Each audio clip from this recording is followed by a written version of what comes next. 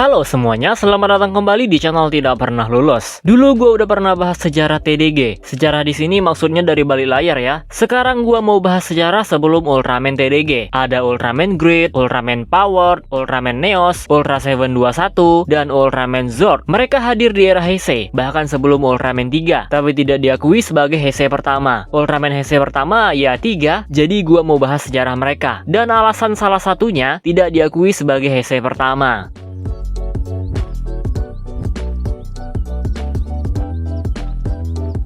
Sebuah nama era atau periode Jepang adalah sebuah penanda siapa kaisar di zaman itu. Setiap kali berganti kaisar, maka era atau periode akan berubah. Era Heisei dimulai pada tahun 1989 ketika Akihito dinobatkan sebagai kaisar. Maka semua yang ada di periode ini disebut sebagai Heisei. Ya, contohnya aja Ultraman Heisei. Ultraman sendiri sudah vakum diproduksi sejak tahun 1981 dengan series terakhir Ultraman XT dan mulai tayang lagi pada tahun 1996 dengan series Ultraman 3. Artinya ada jarak cukup lama sekitar 15 tahun. Tapi sebelum Ultraman 3 tayang, ada beberapa Ultraman yang diproduksi, termasuk di luar Jepang.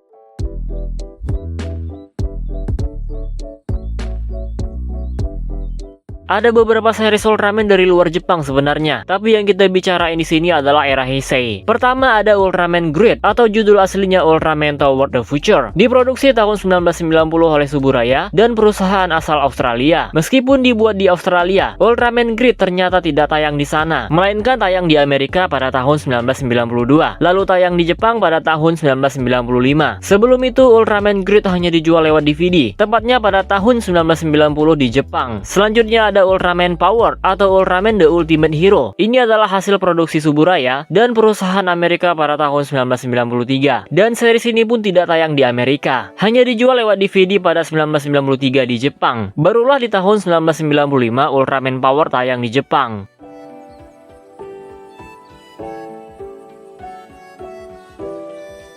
Ultraman Neos awalnya hadir di dalam acara Stage Show. Bentuknya mirip dengan Ultraman pertama. Lalu ada 721 sebagai secondary Ultra. Hal ini dibuat untuk memperingati kalau Ultra 7 adalah Ultraman terakhir yang dibuat langsung oleh Eiji Suburaya. Setelah sukses memperkenalkan Neos, Suburaya ingin membuat series untuk Ultraman ini sebagai perayaan 30 tahun Ultraman. Sekaligus tanda kalau Suburaya masih mampu membuat series Ultraman sendiri. Rencananya series ini akan tayang pada tahun 1996. Tapi setelah seriesnya diproduksi, pihak TV tidak bisa membayar untuk menayangkan series ini. Saat itu perselisihan dengan Chayo emang lagi panas-panasnya. Makanya pihak TV masih ragu membeli Ultraman Neos. Akhirnya Neos pun hanya dijual lewat DVD. Emang selalu ada hikmah di setiap kejadian. Karena kalau bukan karena masalah Chayo, mungkin Ultraman 3 nggak bakal ada.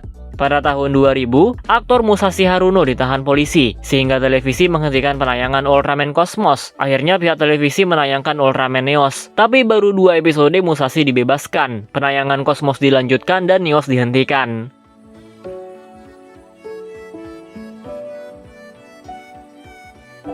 Pada tahun 1994, pihak Dentsu berniat membuat Ultraman sendiri, yang tujuannya untuk promosi dan parodi. Dentsu memberikan ide kepada Idemitsu agar mereka mau mendanai proyek ini. Proyek ini akhirnya disetujui setelah Suburaya memberikan izin. Maka lahirlah Ultraman Zord, Ultraman yang mempromosikan Idemitsu. Buat yang nggak tahu, Dentsu adalah biro iklan, sedangkan Idemitsu adalah perusahaan minyak. Awalnya Zord hanya parodi yang dimainkan grup lawak Tunnels. Karena disambut dengan baik, Idemitsu melanjutkan membuat filmnya. Hal ini dimaksudkan agar promosi bisa lebih luas dan tentunya ada keuntungan dari penjualan tiket. Suburaya juga terlibat langsung sebagai rumah produksi. Di awal tahun 1995 film ini mulai diproduksi. Mengingat adanya gempa di Jepang, pertarungan pun dibuat di luar kota. Ultraman Zord the Movie akhirnya tayang pada tahun 1996. Movie ini juga banyak menghadirkan aktor lama karena emang sekaligus untuk perayaan 30 tahun Ultraman. Lalu movie kedua tidak tayang di bioskop tapi dijual lewat DVD pada tahun 1997.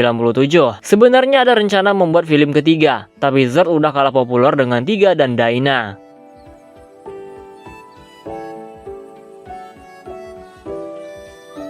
Setelah kita membahas 5 Ultraman tadi, muncul satu pertanyaan. Kenapa Heisei pertama malah jatuh ke Ultraman 3? Padahal kalau kita melihat tahunnya, Ultraman Great harusnya paling pantas disebut sebagai Heisei pertama. Tapi kenapa malah 3? Itu karena Great tidak diproduksi di Jepang. Seperti yang tadi dibilang di awal, kalau era Heisei adalah era di Jepang. Jadi bagaimana mungkin bisa disebut Heisei pertama? Sedangkan produksinya aja nggak di Jepang. Ini juga berlaku untuk Ultraman Power. Lalu kenapa bukan Neos? Kan Neos diproduksi di Jepang. Iya, karena Neos tayangnya belakangan. Ultraman 3 1996, sedangkan Ultraman Neos baru tayang tahun 2000. Terus kenapa bukan Zord? Kan tayang duluan beberapa bulan. Itu karena Ultraman Zord bukan buatan Suburaya sepenuhnya, tapi buatan Dentsu dan Idemitsu. Selain itu, Zord juga tayang di bioskop dan hanya berupa parodi dan iklan. Itulah kenapa Ultraman 3 disebut Heisei pertama, karena dia diproduksi di Jepang, dibuat langsung oleh Suburaya, dan langsung tayang di Jepang juga. Loh, berarti Ultraman Great, Ultraman Power, Ultraman Neos, Ultra 721,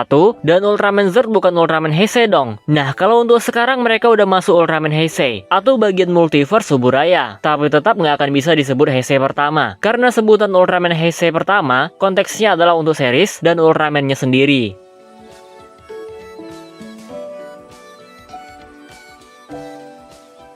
Nasib Ultraman sebelum TDG bisa dibilang baik-baik saja. Ya, walaupun mereka tidak dihadirkan dalam waktu yang lama, tapi Ultraman Great, Ultraman Power, Ultraman Neos, dan Ultra 721 sudah muncul beberapa kali. Misalnya di film Mega Monster Battle dan miniseries UGF. Begitu juga dengan Ultraman Zord, dia sudah dimunculkan di UGF TDC. Ini menandakan kalau mereka bagian multiverse Ultraman. Setidaknya mereka nggak dilupakan lah. Jadi fans Ultraman lama merasa diperhatikan, dan fans Ultraman yang baru pun bisa tahu. Bahkan Great dan Power mendapatkan perlakuan istimewa. Ternyata mereka lah yang memberikan senjata untuk Ultraman Reboot. Ya, sama-sama luar Jepang, jadi harus saling support.